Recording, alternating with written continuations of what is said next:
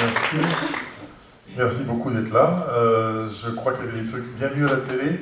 Vous avez eu Frank Sen dans vos poches, non? Parce que vous allez nourrir votre éco-anxiété, hein, c'est peut-être un peu dommage. Bon, j'ai vu quelques visages là qui n'ont rien à faire dans cette salle, ils savent tous ce que je vais dire. Ils devraient être partis déjà, mais je les vois qui insistent. Ben, je vous remercie. Donc on va parler effectivement de ce qui se passe. Alors on va parler des oiseaux bien sûr et plus généralement de la biodiversité, mais avant, vous allez avoir des chiffres, vous allez avoir des choses comme ça, mais je pense que ce qui nous anime, nous, naturalistes, c'est d'abord l'émotion. Et donc on va se faire des petites séquences émotions pour commencer ce... Donc je vous en propose une tout de suite, petite séquence émotion.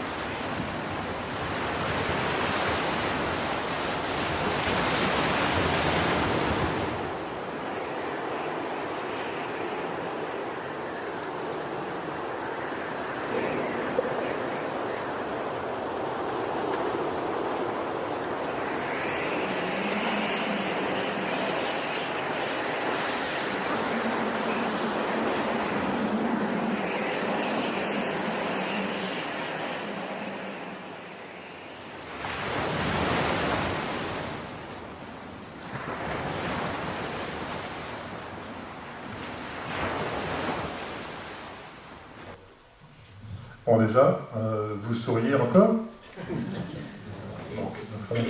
On va passer à une autre séquence. Alors là, je ne sais pas si les montages son, comment on fait pour les...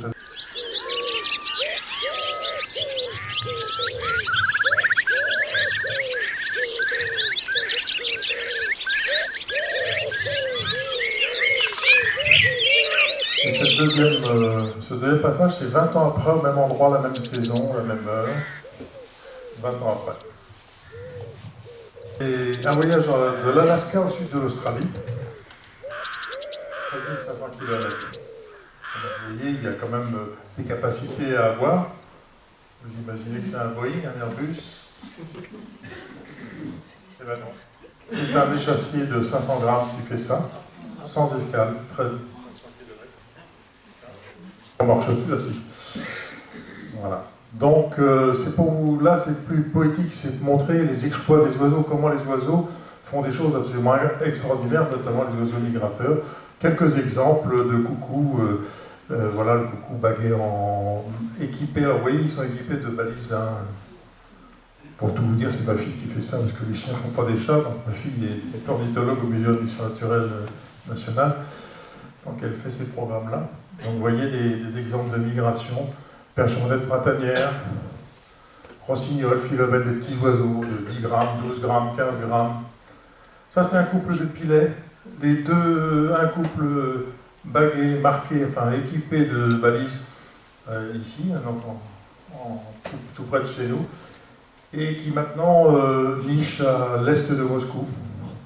Et vous voyez, leur parcours se confondent, ces deux oiseaux pourtant, un couple très soudé. Ça, ce sont les fous de bassin, donc on vient de voir à Rouzic, hein, qui tournent autour de Rouzic, et puis certains donc vont descendre plus. Donc là, c'est quelques phrases que vous lisez, je ne vais pas vous les lire, que vous lisez rapidement. C'est un petit peu, on parlait tout à l'heure de ce que disait Michel Simon en 1961, je crois. C'est un peu la même chose avec une réflexion de Jean-Baptiste Lamarck, hein, qui a été un petit peu le précurseur de ce qu'a dit Darwin après, même si il n'était pas tout à fait d'accord sur certaines choses, mais Darwin a beaucoup utilisé les travaux de Lamarck. Bon, c'est simplement pour marquer les temps de cet exposé. On va voir ce qui se passe dans la nature, dans la biodiversité, et puis on va essayer d'aller vers quelle piste, une des pistes, changer notre rapport à la nature. Voilà. Alors la biodiversité, bon, tous ceux qui sont à la BO, tout ça, ont appris ça par cœur, mais beaucoup confondent, pensent que la biodiversité c'est une collection d'espèces. Alors que c'est pas du tout, c'est pas seulement la collection d'espèces, c'est effectivement les espèces du monde vivant, mais c'est aussi toutes les interrelations qui existent entre les espèces entre elles, les espèces et le milieu, et c'est tout ça qui constitue la biodiversité, notamment la capacité aussi des espèces et des milieux de se régénérer. Donc ça, c'est la capacité d'évoluer du vivant. Donc c'est pas simplement cette collection, et il y en aurait moins, donc on dirait disparition des oiseaux. Donc ça, vous savez, hein, la biodiversité, c'est quand même... Donc on parle de 6e extinction. Qu'appelle-t-on une extinction de la biodiversité? Donc c'est, pour les scientifiques, c'est 500 000 taxons, 500 000 espèces qui disparaissent, 500 000 qui disparaissent sur quelques millions, sur 500 000 ans ou quelques millions d'années. L'extinction la plus longue précédente, c'était 12 millions et quelques d'années. Vous voyez, c'est pas très rapide quand même. Le plus rapide, c'est 500 000 ans. Alors, il y en a eu 6, donc il y en a eu 5 premières. Donc la première, 450 millions d'années en arrière, 85% des espèces marines qui disparaissent. À l'époque, il n'y avait pas d'espèces terrestres. Hein. Alors, on sait ça, bien sûr, je ne vous dis pas comment on trouve ça, mais c'est pas moi qui vais vous expliquer exactement les recherches, mais 370 millions, 252 millions d'années, les espèces terrestres et marines, là, du coup, dues à le volcanisme. Pour la deuxième, on ne sait pas trop. 200 millions d'années, encore volcanisme, et ça permet aux dinosaures d'apparaître sur la planète et de devenir ce qu'on appelait l'ère des reptiles. Et il y a 66 millions d'années, celle qui est la plus connue, hein, avec notamment l'activité volcanique joint à cette météorite dans le Yucatan, au Mexique, et les raz-de-marée, tout ça, qui ont fini le règne des dinosaures terrestres. Parce que vous savez maintenant que les oiseaux, ce sont des dinosaures en fait. Et c'était des dinosaures aériens. Bon, ça ce sont la santé des écosystèmes. Bon, Robert Watson, je l'ai lu parce qu'on en a parlé il n'y a pas très longtemps. Donc c'est simplement, sans la biodiversité, qu'est-ce qu'on pourrait faire, et surtout de dire que cette biodiversité est en train de s'effondrer, mais sur un rythme, on va parler de 500 000 ans pour le plus rapide des précédentes, là c'est sur un rythme, on est à 300 ans. Donc vous voyez un schéma qui nous montre la rapidité avec laquelle les espèces s'éteignent, et on voit bien, en gros c'est il y a 300 ans à peu près l'ère industrielle qui a accéléré donc, cette mortalité, cette disparition de la biodiversité. Quand tu veux intervenir, tu me dis, hein, tu me prends un micro, tu me l'arraches. Donc l'effondrement maximal, ça accélère. C'est un peu comme le réchauffement climatique, quand on vous dit que les 5 dernières années ont été les plus chaudes jamais observées sur la planète. C'est pareil pour la biodiversité. Les 40 dernières années ont été très, très fortement marquées par la disparition des espèces. Bon, l'IPBES, c'est l'équivalent du GIEC. Le GIEC, vous connaissez mieux parce que c'est les scientifiques, c'est 105 scientifiques qui se réunissent et qui étudient toutes les études qui sont produites sur le climat. Donc c'est une plateforme internationale et ils ne font que faire le résumé et de tirer les conclusions de toutes ces études, de milliers d'études qui sont faites. L'IPBES, c'est la même chose, mais pour la biodiversité. Et le GIEC, depuis longtemps, le GIEC et l'IPBES parlent du même sens. On ne sauvera pas le climat sans la biodiversité, notamment par ces solutions fondées sur la nature, captation de carbone et autres. Et on ne sauvera pas non plus la biodiversité sans le climat. Bon, on va faire un petit tour rapide sur les pourcentages d'oiseaux menacés, d'espèces menacées d'extinction. Vous voyez les mammifères, les requins, les raies, les reptiles, les oiseaux. C'est des espèces menacées de disparition, c'est pas simplement menacées à l'échelle mondiale, hein, c'est pas... Donc voilà, vous voyez que c'est pas très brillant comme... La biomasse dans les sols, on en parle beaucoup, pas beaucoup justement ou pas assez. Je me souviens quand il y avait eu la discussion à l'Assemblée nationale sur la loi sur les territoires ruraux, on avait noté toutes les coquilles de déclarations de nos députés que nous élisons dans une grande confiance. Il y avait un député qui était monté à la tribune qui avait dit « Mais pourquoi dans cette loi il y a les sols puis il n'y a rien dans le sol ?» Niveau, quoi, mais c'était pas le seul à dire des conneries. Enfin bon, bref. Donc 50 millions de cellules bactériennes par gramme de sol, il y a quelque chose dans le sol. La flore menacée d'extinction, j'y pense parce que mon ami Francis Allais est décédé il n'y a pas très longtemps, hein, juste après les fêtes là, de fin d'année. C'était un bon ami. Donc il me disait toujours, sans la végétation, sans les arbres, tu ne les aurais pas tes oiseaux. Et il avait raison. Il y a des groupes comme les cicalades, là, c'est des groupes de végétaux qui sont 60% menacés. En France aussi, on a des espèces menacées, et on a une espèce, la pyrrhia chapotienne-rose, qui est ici, qui a disparu il y a 2 ans de France. Alors, elle existe encore ailleurs, hein, mais voilà, c'est une disparition de France. C'est le premier oiseau. Elle n'est plus nicheuse en France. Une nicheuse en France, ça, elle a disparu Alors on peut encore la voir éventuellement au passage. On la retrouve plus à l'est dans les pays, plus à l'est de la France, on en retrouve encore des populations.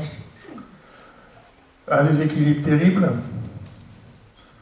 quand on pense que la faune sauvage, quand on se précipite, enfin pas nous, pas on se précipite, que les gens se précipitent pour la voir dans les réserves d'Afrique ou ailleurs, c'est 3%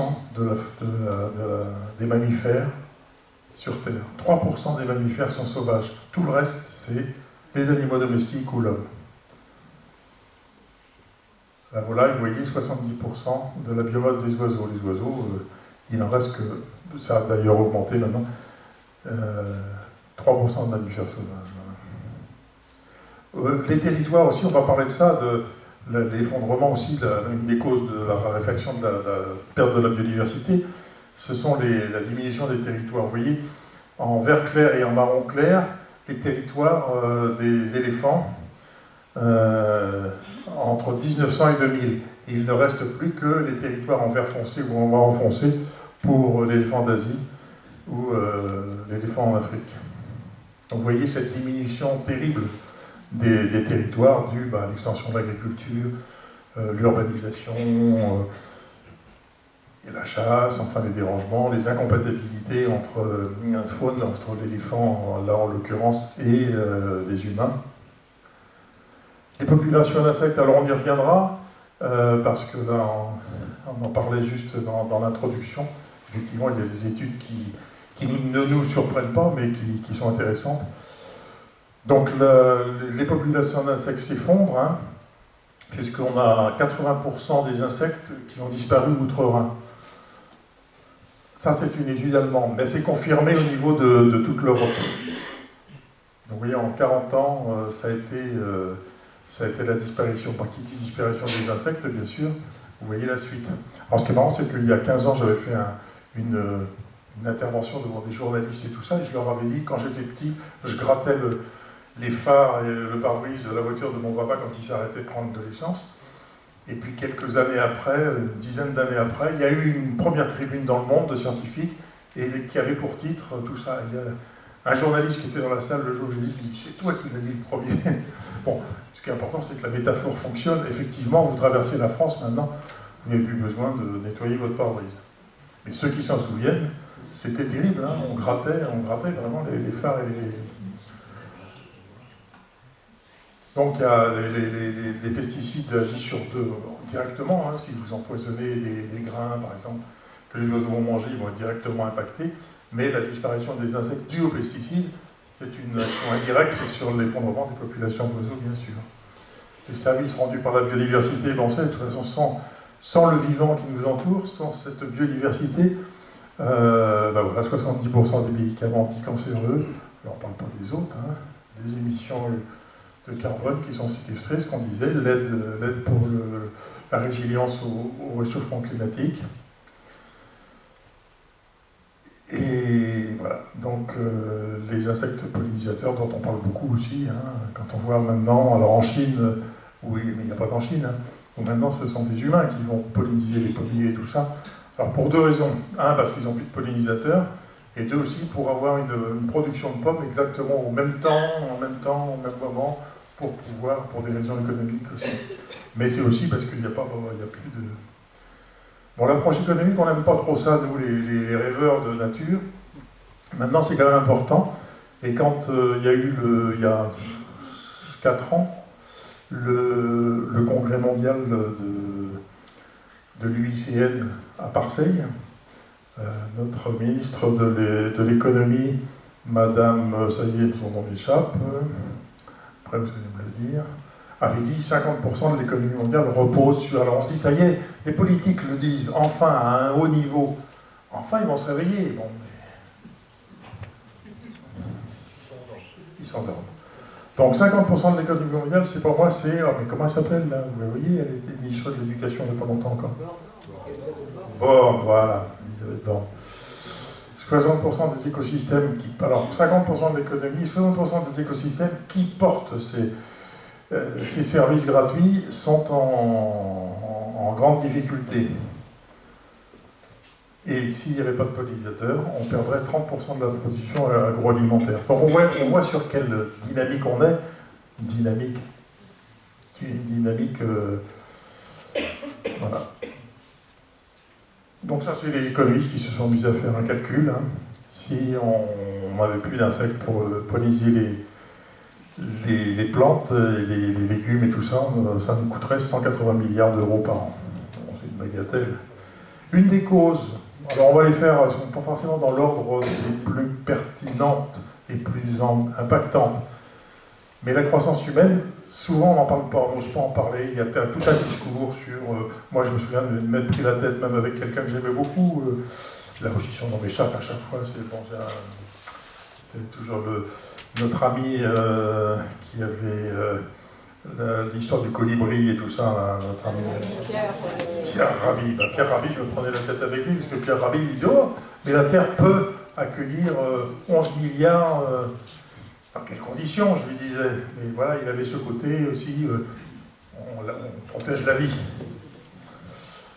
Mais la croissance économique, je lui disais, mais quand même, c'est pas sorcier, il faut être sorti de Saint-Cyr pour savoir que si tu mets 10 personnes sur un territoire ou 100, ils ne vont pas se partager le même truc.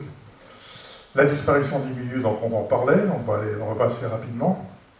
Donc en gros, hein, en France, c'est une surface équivalente à celle d'un département qui est stérilisée tous les 10 ans. C'est pour ça qu'il y a toutes ces lois qui ont des difficultés à exister, la loi ZAN, zéro artificialisation nette, et des choses comme ça, pour essayer d'enrayer cette... et puis pour ça aussi qu'il y a les grands projets de style à 69 et tout ça, qui sont... bon. les mots qui me viennent ne sont pas forcément à dire dans un micro devant une assistance aussi huppée que ça, mais c'est des conneries. Le pillage des ressources naturelles, bon, zone humide, surexploitation des forêts, donc vous voyez que c'est ça, vous connaissez ça par cœur. Et puis les pesticides, là encore on va y venir, et j'ai noté, là, vous êtes tous, vous n'êtes pas sans savoir, cette étude qui vient de sortir le 14 janvier dernier, qui est faite conjointement avec le Muséum d'histoire naturelle, national d'histoire naturelle et l'Université de Poitiers. Ils ont pris un nouvel indice qu'ils ont corrélé, parce que ça fait longtemps maintenant qu'on arrive à voir les chiffres, les montants des ventes et de l'utilisation des pesticides dans les départements. Donc ils se sont dit, tiens, on va intégrer ça à nos études. Ils n'ont fait que confirmer ce que d'autres études disaient sans avoir cette... Mais là, cette corrélation était assez pertinente et a montré, bien sûr, que là où on achète le plus de pesticides, là où on utilise les pesticides, et bien les populations d'oiseaux s'effondrent, notamment, bien sûr, toutes celles qui sont liées au milieu agricole, mais pas que les oiseaux. Bien sûr, les insectes, dans le sol aussi, avec les engrais et les pesticides. Donc cette étude qui vient de sortir dans le 14 janvier 2026, dont on parle beaucoup quand même maintenant, elle ne fait que confirmer ce que depuis 40 ans on dit, quoi, sur les pesticides et les engrais et l'agrochimie, la production, l'agriculture productiviste, qui se trompent d'ailleurs de combat. Hein. Ils sont venus nous casser la figure, notamment à Rochefort, ils sont venus détériorer parce que la LPO s'oppose à cette agriculture-là. Mais on connaît la nature des syndicats. Hein. Quand on a une ministre Genevard, là son nom me revient, là, qui interdit dans son ministère, parce que je connais quand même des gens qui bossent avec elle, les anciennes DIRCAB et tout ça, elle interdisait pendant un moment l'utilisation du terme agroécologie. Elle le biffait dans les rapports, pour pas qu'ils existent. Donc quand on a des gens comme ça, on a des soucis à se faire, et quand on sait que c'est le grand syndicat agricole, la FNSEA, qui tient son crayon, eh bien on a encore plus de soucis à se faire, relayés bien sûr par une frange très radicale de l'agriculture, que vous connaissez avec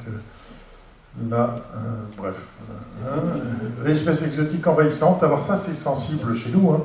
Il suffit il y a certaines espèces comme la Jussie par exemple, qui est très connue ici, hein. Le ragondin bien sûr aussi, et puis bon, j'ai mis la perruche à collier qui est peut-être pas très impactante, mais quand même par rapport à des chauves-souris, la noctule notamment, dans les coins où, notamment en région parisienne, ça vient d'être étudié assez précisément, là où elle existe dans les parcs et les jardins, tout ça. Les populations de noctules, notamment chauves-souris, ont tendance à baisser. Il y a une compétition pour les trous dans les arbres et tout ça. Il y a des... C'est beaucoup plus sensible dans les îles. Moi, j'ai passé 4 ans à Mayotte. C'était vraiment là où on se rend... Les îles, ce qui est intéressant, c'est que ce sont vraiment des résumés de ce qui se passe sur la planète. Sur une île, on a les contradictions qui sont très visibles. Et là, les espèces envahissantes, quand j'étais à Mayotte, j'ai passé 4 ans à Mayotte, les espèces envahissantes étaient vraiment un problème, et le reste d'ailleurs. On revient après Chido, c'est elles qui prennent le dessus, et les plans de reboisement, tout ça, on a peur, on essaye d'accompagner ça pour qu'il y ait le moins de bêtises de fait en proposant uniquement des plantations de plantes indigènes, mais c'est pas simple. L'important c'est de reverdir pour certains. Alors les effets du réchauffement climatique, c'est aussi un impact sur la biodiversité, ça on le sait tous. Alors il y a des espèces qui vont bien sûr bénéficier du réchauffement climatique, des espèces qui vont moins migrer, donc moins dépenser d'énergie, moins de pertes dans les populations, parce que la migration va être moins longue, Mais il y a d'autres effets beaucoup plus négatifs, notamment avec des décalages. Les grands migrateurs, les passereaux grands migrateurs, quand ils sont loin de leur base, vous savez que l'oiseau il fonctionne avec une horloge interne qui va fonctionner à la fois qui est réglée sur ce qui s'est passé dans leur évolution, dans toute leur évolution depuis 200 000 ans, voire plus, et qui est aussi corrélée avec les temps d'éclairage du jour et tout ça. C'est ça qui va donner des signaux, à la fois pour migrer, vous voyez des hirondelles par exemple, alors qu'il y a encore plein d'insectes fin août, plein d'hirondelles qui partent en Afrique, alors qu'ils ont encore de la bouffe. Pourquoi? Parce que leur horloge interne leur intime l'ordre d'y aller. Donc les oiseaux qui sont en hivernage très loin et qui ont depuis des générations calqué leur période de nidification sur l'utilisation d'une ressource alimentaire qui tombe pile poil quand ils arrivent et qui font leur nid et qui élèvent leurs petits, c'est des insectes généralement, des chenilles, des choses comme ça. Avec le réchauffement climatique, cette ressource alimentaire est beaucoup plus précoce, 15 jours, 3 semaines d'avance. Eux, quand ils arrivent, il n'y a plus rien à bouffer, donc les petits n'ont pas la nourriture suffisante, leur reproduction échoue ou est largement altérée, donc ça, c'est des effets négatifs. Ensuite, je parle dans la modification du régime migratoire des zones de distribution. La chasse. Ouais, vous savez qu'on est traité d'anti-chasse à la LPO. Ben, la chasse, c'est, voilà, en France, c'est on a quand même, quand je disais que la plume de la ministre de l'Agriculture était tenue par la FNSEA, on sait par qui est tenue la plume du ministre de l'Écologie souvent. Et puis, je veux dire, je les ai rencontrés, on les a rencontrés avec Alain Moulin-Dureau et tout ça. Un petit exemple, un petit tableau. Dans chaque pays, il y a un nombre d'espèces qui est chassable. Et puis il y a des lois internes au pays qui vont dire on va en chasser que ça. Ben, vous voyez, quel est le champion du monde en Europe? C'est la France. Si vous avez par exemple le Danemark, 57 espèces sont possiblement chassables. Les lois internes, non, on n'en tire que 29. Donc vous voyez, il n'y a que 51% d'oiseaux en France, donc on est à 94%. Et alors ce qui est intéressant, c'est que les chasseurs, ils nous servent de la gestion adaptative. Vous en avez peut-être entendu parler, je vais en dire 2 mots. La gestion adaptative, c'est en gros s'adapter à l'état des populations d'oiseaux, d'animaux. Si les oiseaux sont en déclin, ben, on va faire attention. Alors en France, les chasseurs français, je serais en tête, ils en ont fait une autre truc. Dès que ça recommence à remonter, ah ben on va chasser. Par exemple, la tourterelle, je vais vous montrer tout de suite. Alors, pollution lumineuse, biodiversité, non, on va revenir à la chasse quand même, parce que c'est assez marrant. Et notamment, n'oubliez pas la gestion adaptative. Avec l'exemple de la tourterelle, c'est bien. Donc, pollution lumineuse, c'est terrible, hein. Donc c'est pour ça qu'il y a ces villages non éclairés, là, la NPCEN, l'Association nationale pour l'éclairage, pour la ciel nocturne et tout ça. Il y a des villages de plus en plus, celui de Noirmoutier récemment, maintenant est entièrement village nocturne. Alors c'est vrai que ça pose des conditions, des gens craignent quand les rues ne sont pas éclairées, que ça va être dangereux, tout ça. Toutes les études montrent qu'il n'y a pas plus d'agression, mais quand même c'est un peu perturbant, donc il y a des tas de solutions, hein, faire de l'éclairage qui s'éclaire quand vous passez, ou des choses comme ça, ou beaucoup plus soft. À La Réunion, par exemple, les oiseaux de mer comme les pétrels de Barreau, le pétrel noir de Bourbon, des choses comme ça, sont des espèces en difficulté, et niche qui dans les hauts de La Réunion, ceux qui sont allés à La Réunion, dans les falaises et tout ça, et quand ils s'envolent, les jeunes s'envolent de nuit, et ce qui les guide, c'est l'éclairage de la mer qui est beaucoup plus clair, qui fait une lumière et qui les guide. Avec toutes les lumières parasites, ben, ils s'échouent, et c'est des milliers d'oiseaux qui s'échouent par terre. Donc il y a maintenant des gens qui, pendant toute la saison de reproduction, qui rapatrient le maximum d'oiseaux pour les traiter, les relâcher et tout ça. Donc pollution lumineuse, et puis pollution des surfaces vitrées, là vous savez, hein, qui n'a pas une véranda avec la petite tache de sang de l'oiseau qui s'est vu. Bon, pollution domestique industrielle, bon, c'est trop vague, c'est trop large, mais vous connaissez tous.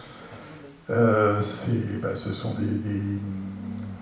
des atteintes terribles à la biodiversité, enfin à tout le vivant qui s'intéresse. Le plastique, c'est pareil, on en parle de plus en plus. Hein, quand on sait maintenant ce qu'on boit, rien qu'en buvant avec les microplastiques et les polluants éternels et tout ça, là, c'est pour ça que je vous avais dit de prendre du Tongsen. Hein. Avec de l'eau pure. Alors les causes complémentaires, ben, vous avez l'utilisation notamment de l'énergie grâce ou à cause d'Internet. Donc j'ai trouvé ce chiffre-là, 70% de l'utilisation pour la 5G, c'est pour les jeux, c'est intéressant. Quand on sait pour l'IA, dont je parle là, les nouvelles technologies, pour l'IA, tout ça, tout ce qu'on a besoin d'énergie pour faire tourner ces trucs-là, c'est pas très encourageant, on peut se poser des questions, donc c'est une cause aussi de... Alors, Avec les oiseaux, je vais revenir à la gestion adaptative, j'ai pas oublié, ne vous inquiétez pas. Bon, 800 millions au cours des 40 dernières années en Europe.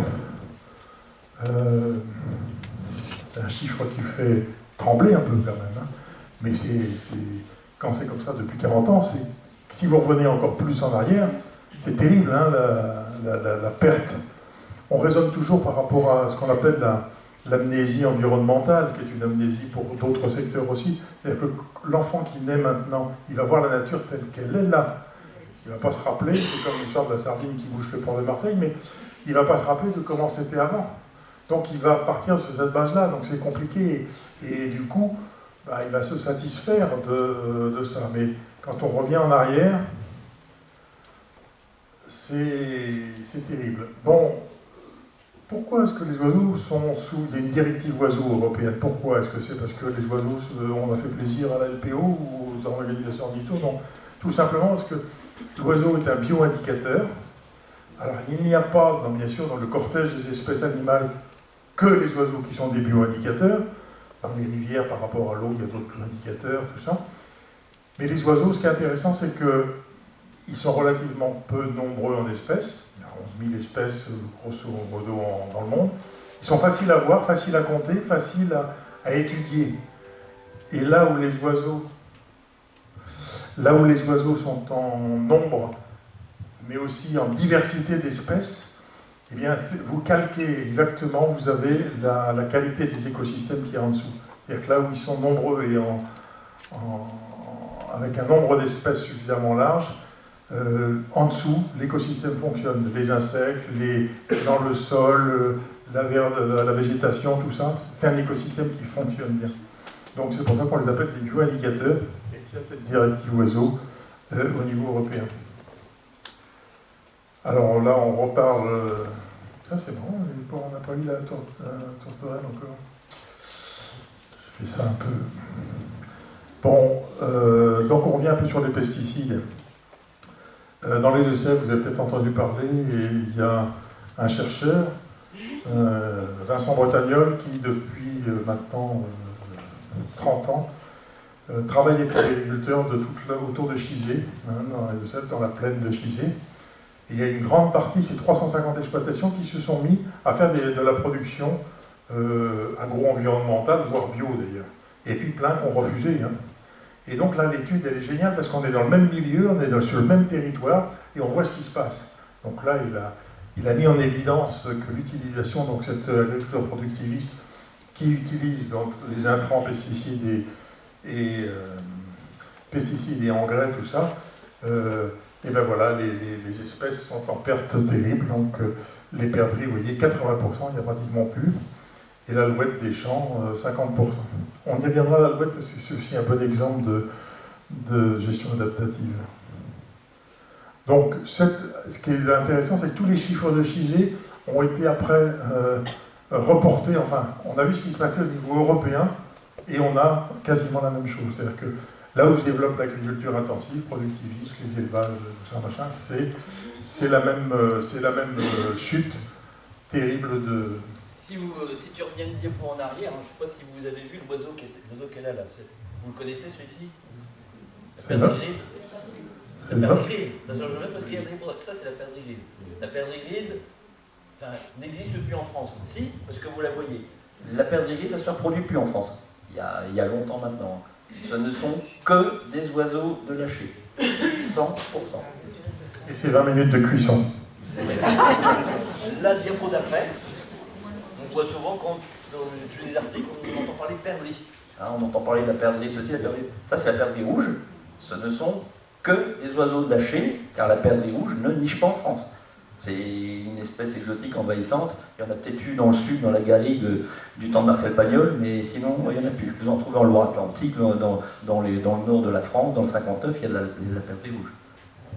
Pour rebondir sur le dossier de la chasse quand on va y revenir. Oui, alors en plus, Pagnol, il parle de Pagnol, mais c'est la Bartavelle, Pagnol. Et là, la Bartavelle, Jean-Luc, on n'avait pas fait la coche ensemble dans la Bartavelle, sur la Blanche? Il me semble bien, un truc comme ça. Bon, elle niche en France, elle niche dans la montagne et tout ça. Elle ne niche pas du tout là où Pagnol la mettait, même dans son temps, elle ne nichait pas là. Mais enfin, c'était le roi de la perdrix, là, avec Alors la tourterelle, ben voilà, on y vient. Donc vous voyez la tourterelle des bois, c'est celle-là pour laquelle on s'est battu avec Baudouin en allant tous les ans pendant 20 ans pour essayer de faire cesser ce braconnage au 1er mai et autour en Gironde, à la pointe de Grave et autour. C'est-à-dire que les chasseurs usaient d'un terme, la tradition, qui n'était pas si ancienne que ça d'ailleurs, pour dire voilà, quand l'oiseau revient de migration, la tourterelle des bois est migratrice. Quand elle revient d'Afrique pour venir se reproduire en Europe, eh ben, on la tire traditionnellement. Donc il y avait 2000 pylônes avec 4 à 5 chasseurs dessus.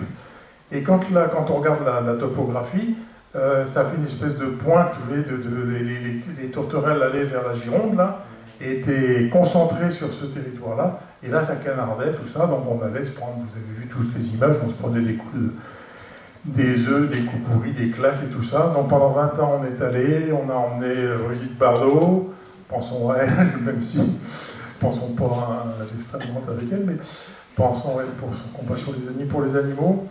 Il y a Théodore Monod, plein d'artistes sont venus nous épauler, et à chaque fois ils en prenaient aussi plein la figure. Et on a réussi, un jour, il y a un préfet qui est arrivé qui a dit « Attendez, c'est pas la loi, ça ». Et il a fait appliquer la loi. Incroyable. Parce que la loi, elle est européenne, en fait, elle interdit, elle protège les oiseaux qui reviennent au printemps pour nicher. Les oiseaux qui étaient tirés sur la pointe de Grave, ce sont des reproducteurs. Ça, la loi interdit de tirer les reproducteurs. La chasse, elle est en automne. Elle est autorisée en automne, pas au printemps. Donc quand vous tirez les reproducteurs, forcément, il n'y a rien qui redescendra après.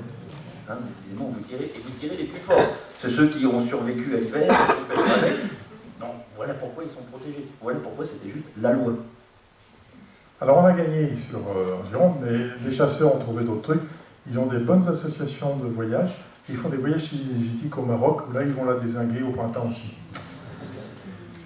Voilà, donc vous voyez l'effondrement de la population. Et alors là, à un moment donné, quand même, on a réussi à faire arrêter ça. Après on est passé aux ortolans et aux pinsons, vous avez suivi l'histoire.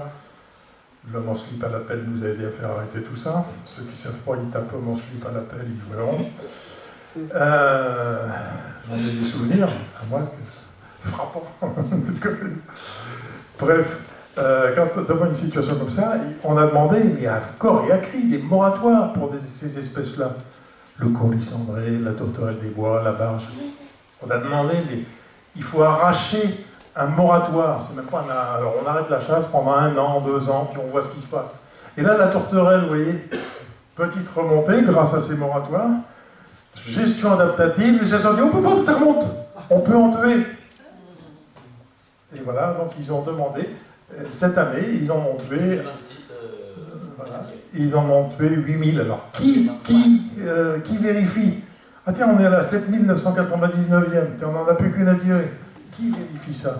Bon, bref. Vous voyez la façon dont ils ont transformé la gestion adaptative en possibilité de tuer dès qu'on sent qu'il y a une petite remontée. C'est une catastrophe. Enfin, bon, bref. Bon, les pesticides, on va y revenir, histoire de bien plomber la soirée. Ouais, parce que c'est pas. Non, je sais, il rigole encore. Il rigole encore, à mon avis.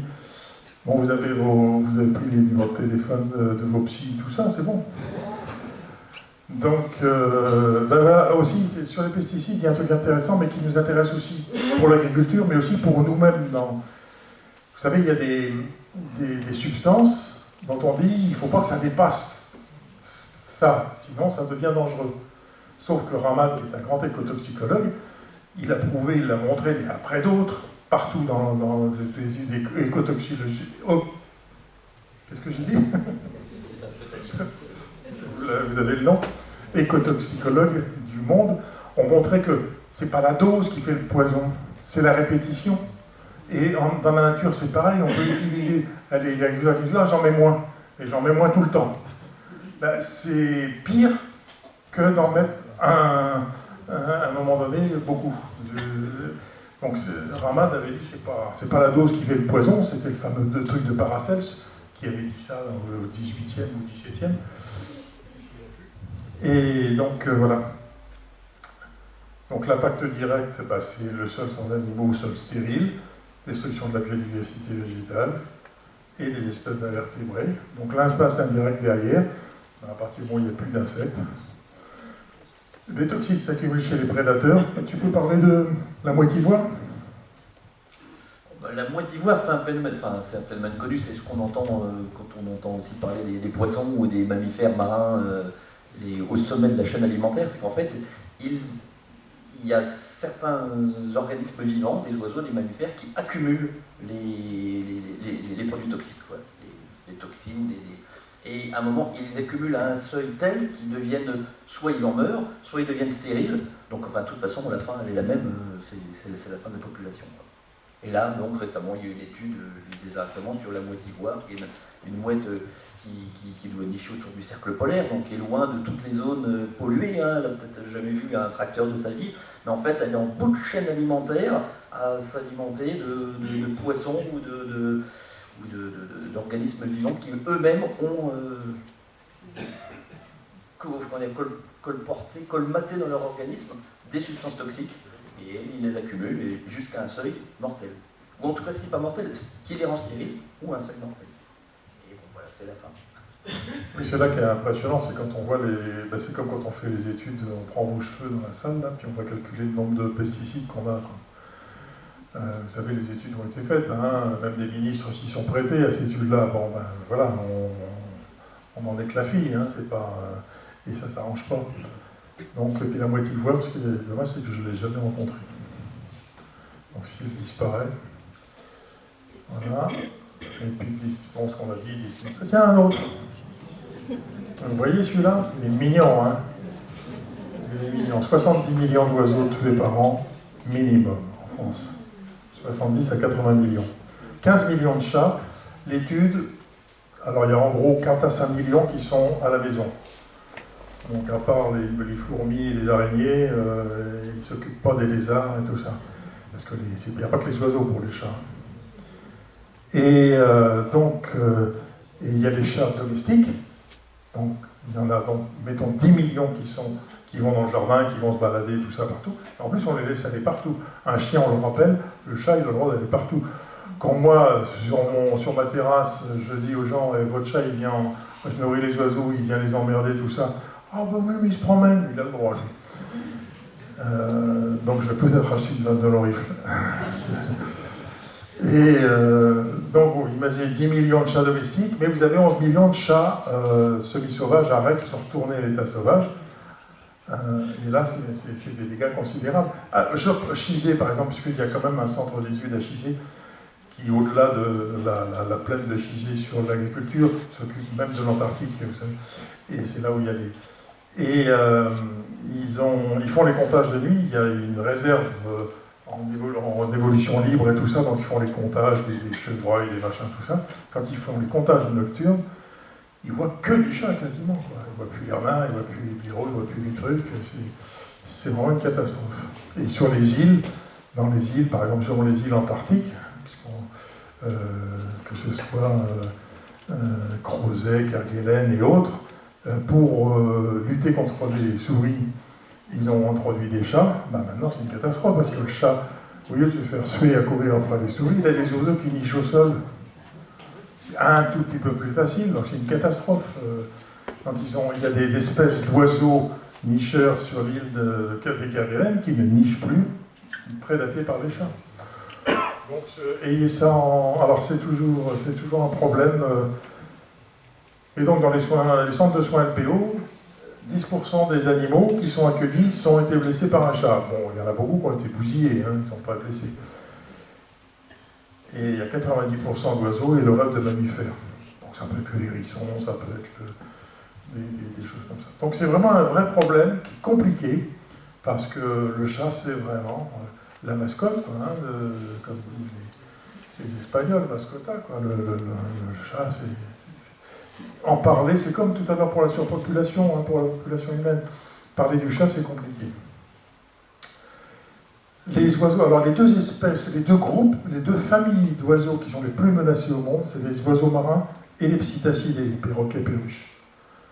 Et les oiseaux marins, notamment, entre autres, il y a donc ces éoliens en mer qui ont un impact sur les zones de migration des oiseaux. Et puis les captures accidentelles, soit la pêche à la palangre, soit dans des filets comme ça, où les oiseaux viennent piquer les appâts et se font prendre, les albatros et tout ça. Donc c'est très important. Juste un petit truc pour vous montrer à quel point nos politiques sont vraiment forts. Ils ont financé un programme qui s'appelle Migralion sur la migration des oiseaux dans le golfe du Lion pour pouvoir voir où les installations de champs d'éoliennes, j'aime pas beaucoup champs d'éoliennes parce que champ ça fait un peu romantique, mais là où implanter des éoliennes, des parcs éoliennes, des parcs, ça peut être sympa, peuvent être implantés sans avoir trop d'impact sur la migration des oiseaux. Et l'étude s'est terminée cette année. Mais les décisions, financées par l'État, mais les décisions d'installation sont déjà prises bien avant la fin de l'étude.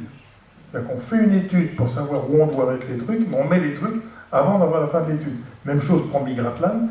Migratlan, c'est de Dunkerque à Biarritz, sur la côte, donc Manche, mer du Nord, Manche Atlantique. Et c'est la même chose, vous avez vu, tous les parcs sont déjà dessinés. On les met là, là, là, là, là.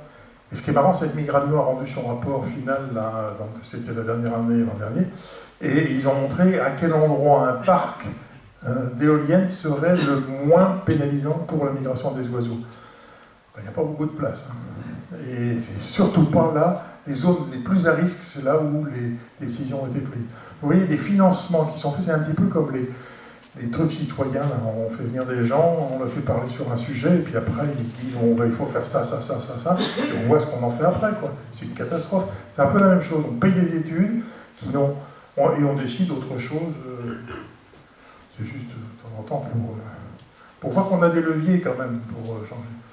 Alors là, c'est la dernière partie de cet exposé, c'est une des pistes, c'est de changer notre rapport au vivant.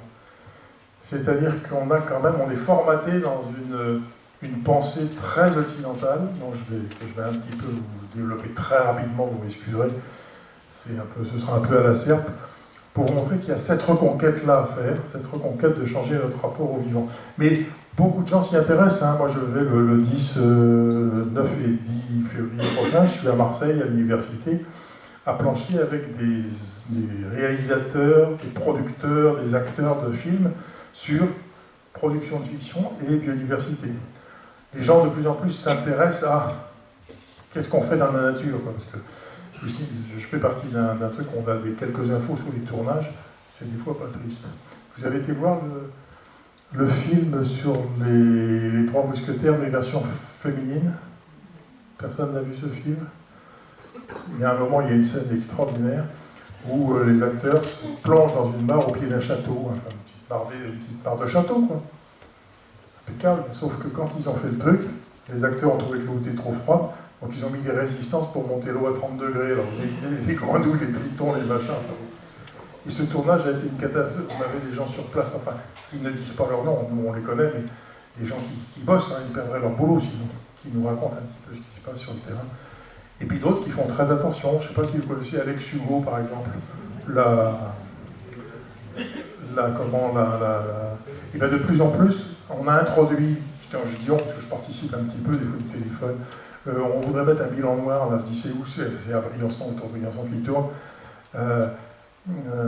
J'y ai à quelle époque, en novembre, je dis non, oubliez le bilan noir, mettez une buse. Mais ils sont de plus en plus attentifs on ne dit pas, par exemple, tiens, on va aller se mettre sous l'arbre, on va se mettre sous le chêne. Mais déjà ça, c'est quelque chose qui change des choses. Comme quoi, c'est pas simplement un décor, mais c'est habité, tout ça. Donc cette relation au vivant, ce rapport au vivant, c'est une des grandes pistes. Alors c'est pas, bien sûr, quand vous lisez Descola, quand vous lisez Baptiste Morisot, quand vous lisez plein de tous les philosophes qui s'intéressent à cette question, traitent de cette question de changer notre rapport au vivant. Enfin, c'est un petit peu mon dada parce que je travaille sur les sociétés africaines et on a ces choses-là, c'est ce travail-là. Donc, ce qui est intéressant, c'est que le mot nature n'existe pas. n'existe que pour nous. Vous avez en Afrique, le mot nature existe maintenant parce qu'il y a eu la colonisation et tout ça, mais ça n'existait pas. La nature, c'était... Alors on va y venir, je ne vais pas griller toutes mes cartouches maintenant. Donc ça c'est Holbrookson 3, c'est un... je ne sais pas pourquoi il s'appelle comme ça, mais bon, ça c'est très américain, c'est un philosophe américain, mais bon, il dit c'est pas la nature qu'il faut sauver, mais les relations que nous avons avec elle.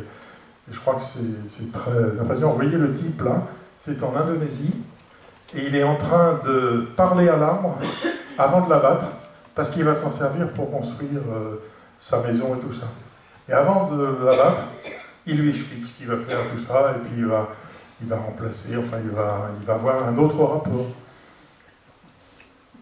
Alors l'histoire de la pensée occidentale, c'est une pensée qui sépare. Grec archaïque, bon, la nature est absente, hein, c'est un cosmos. Vous avez les deux termes, cosmos, où c'est l'ordre du monde. Ce monde est pourvu d'un corps et d'une âme, c'est-à-dire qu'il n'y a pas de différenciation dans tout ce qui existe dans ce monde. Et le deuxième terme de la pensée grecque ancienne, c'est physis, c'est la nature, tout ce qui est, tout ce qui advient, qui est, on appellerait maintenant la biodiversité, hein, le mouvement, c'est-à-dire quand on disait la biodiversité, c'est aussi les échanges entre milieux, espèces et tout ça. Tout ça, ça peut être ramené un petit peu d'une manière un peu triviale au terme physis. Après, il y a l'évolution sociale en Grèce, et on se sépare petit à petit de la religion, hein, des grands thèmes religieux. Donc la société aussi change, s'organise autrement, tout ça. Arrive Aristote et les stoïciens, qui parlent de vivre en accord, et là, ils introduisent le mot nature. Physis, on pouvait traduire par nature, hein. Mais l'homme se distingue des autres vivants par son logos, par son intelligence. Et donc son logos, c'est la raison, l'intelligence. Et le mythe de Prométhée, vous savez, ça vient, c'est l'illustration symbolique de ce passage-là, où Prométhée donne les moyens aux hommes, le feu notamment, mais pas que, pour qu'ils se développent et qu'ils s'affranchissent de la nature. Ils vont avoir tous les moyens pour se débrouiller sans être autant liés avec la nature, puisqu'ils ont les moyens, ils possèdent les outils, notamment le feu, pour s'affranchir de la nature. Donc ça symbolise un peu ce passage. Et après, il y a les religions. Alors vous avez cette phrase de la Genèse, soyez, je vous la lis, mais soyez féconds et prolifiques, remplissez la terre et dominez-la, soumettez les poissons de la mer, les oiseaux du ciel et toute bête qui remue sur terre. Je vous donne tout herbe portant de la semence qui est à la surface de toute terre, et tout arbre ayant en lui le fruit de l'arbre, et portant semence, ce sera votre nourriture. Bon, ça c'est clair, hein. Vous pouvez y aller, c'est le supermarché. C'est moi qui ai fait ça pour vous, donc allez, servez-vous, c'est non-stop. Donc on n'est plus du tout avec cet Indonésien qui parlait à l'arbre en négociant avant de l'abattre. Là on négocie plus, on a le chariot et on y va, on prend. Donc ça a irrigué les trois régions du livre, hein, pas que, mais ça a été un vrai passage. Et encore, il n'y a pas si longtemps que ça, la terre était inépuisable. Dieu, on disait toujours cette phrase, peut-être pour ceux qui... Moi j'étais très catho quand j'étais petit, ça n'a pas duré longtemps. Dieu il pourvoira. Vous savez, cette réflexion qu'on faisait, t'inquiète pas, Dieu il pourvoira. Là c'était pareil, les choses s'effondraient, mais Dieu il pourvoira, il n'y a pas de problème. Prométhée, tiens. Alors, on arrive au XVIIe siècle où là, Descartes vient enfoncer le clou au niveau scientifique. Alors lui, c'est ce qu'on appelait le grand partage. C'est-à-dire que Descartes, il dit toute la nature, c'est de la chimie, c'est de la physico-chimie, ça peut se décliner en équations, en travail mathématique, et c'est un univers machine. Le problème, c'est qu'il y a l'homme là-dedans. Alors, qu'est-ce qu'il fait? Il dit l'animal machine. Les bêtes ne savent pas ce qu'elles sentent. Je dis ça pour les gens du fond qui n'ont pas des jumelles là. Les bêtes ne savent pas ce qu'elles sentent, de sorte qu'on peut dire qu'elles n'agissent pas, qu'elles sont agitées.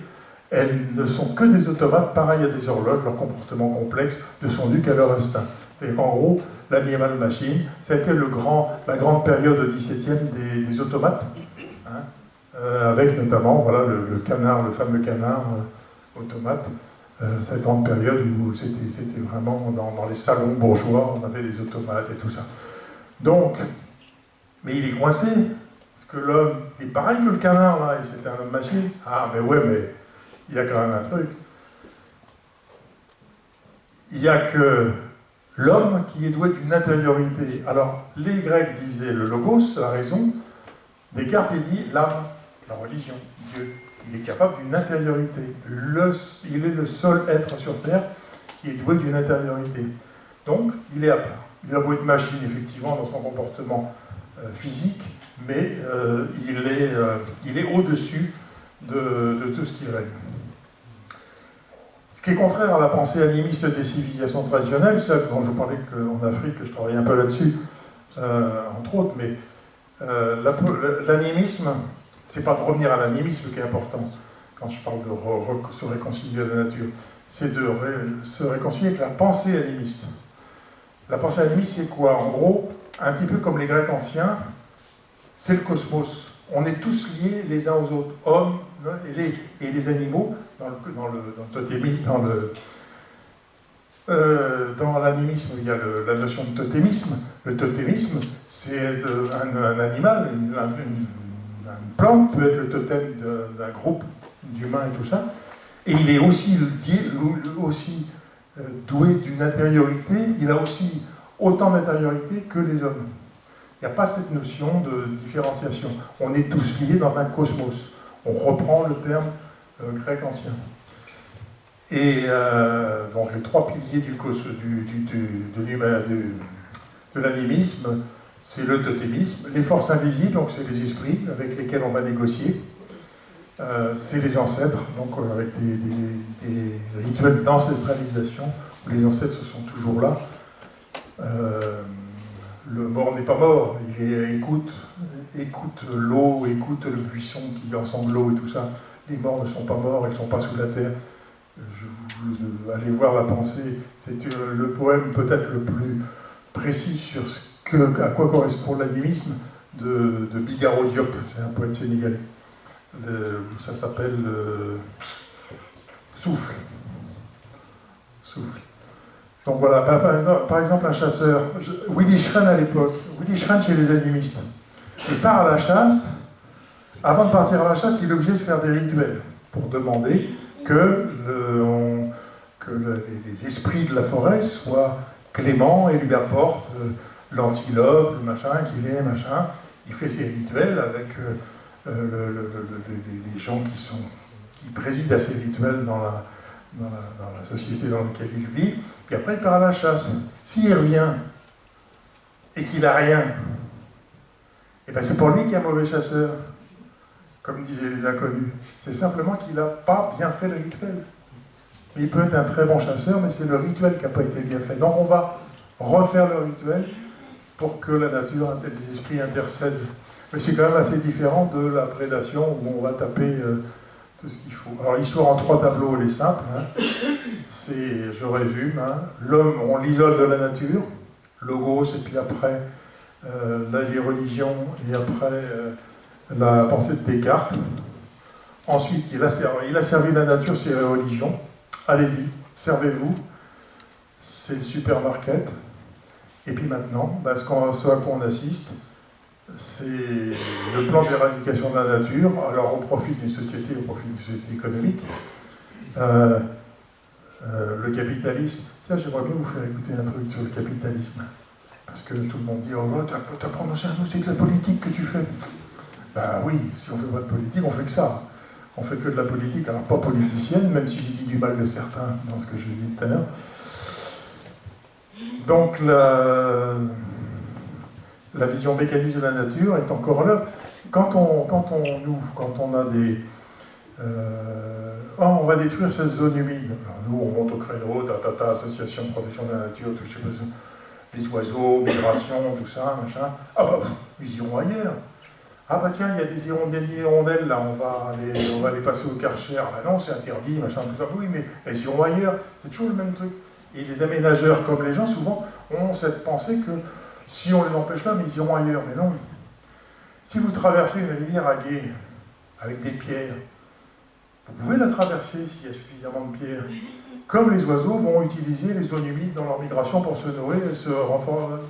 Si vous enlevez une pierre, bon, à la limite, vous faites un plus grand pas, vous mouillez peut-être un petit peu, mais vous y arrivez, mais si vous enlevez 2 pierres, c'est foutu, vous passez plus.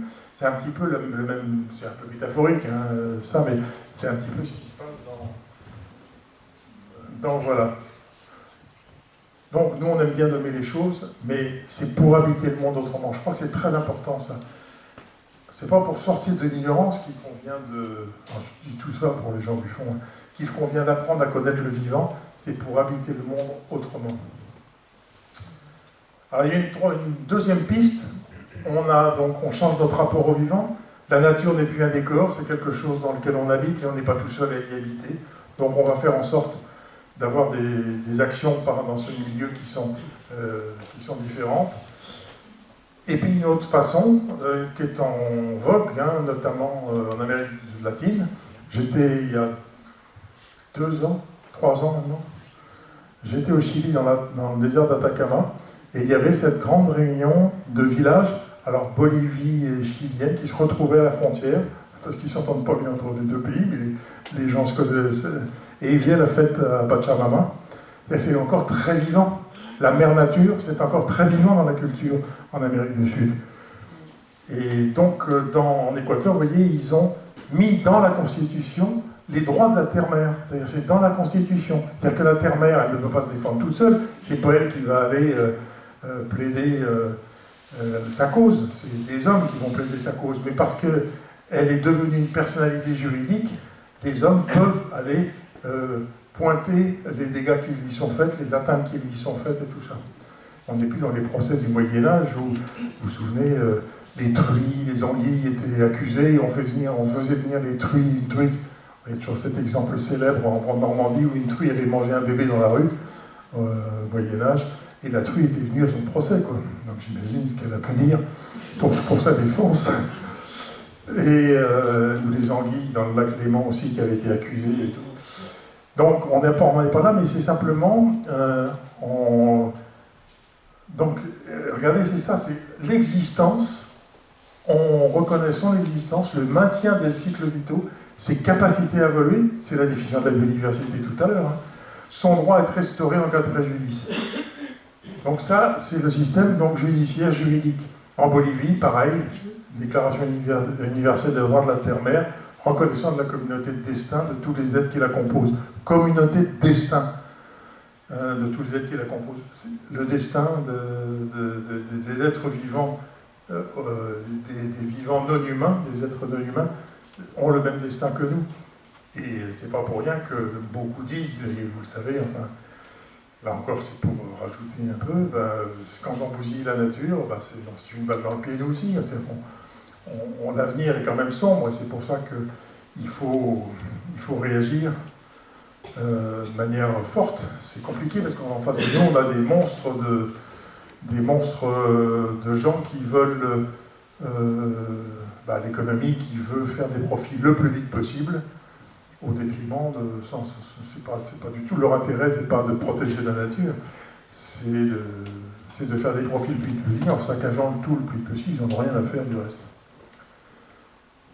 Alors, des personnalités géériques, vous savez, le Parlement de Loire, vous avez entendu parler, il y a des fleuves aussi au Pérou, en Équateur, en Nouvelle-Zélande, en Corse, il y a un ruisseau ils sont en passe de le faire passer en personnalité juridique, et là, je ne sais pas s'il y en a parmi vous qui sont dans ce travail avec le Parlement de Loire, qui voudrait aussi que la Loire devienne un fleuve, qui soit une personnalité juridique qui peut être défendu. Voilà, je vous remercie. Maintenant, on va être obligé de boire. Hein.